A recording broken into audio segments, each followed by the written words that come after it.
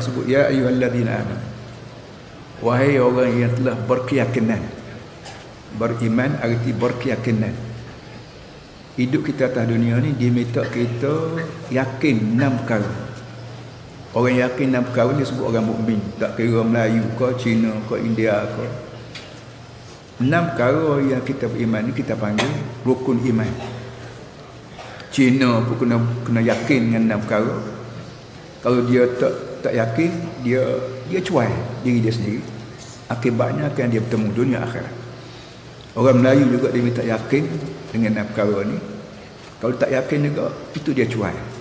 Arab juga, Inggeris juga, Amerika juga, dia minta yakin 6 perkara. Yang meminta ni bukan kerajaan, bukan kerajaan mereka, bukan kerajaan Malaysia ada. Allah Ta'ala sebagai Tuhan punya dunia, termasuk kita. 6 perkara ni kita semua yang beriman Allah dan Rasul sampai akhirat.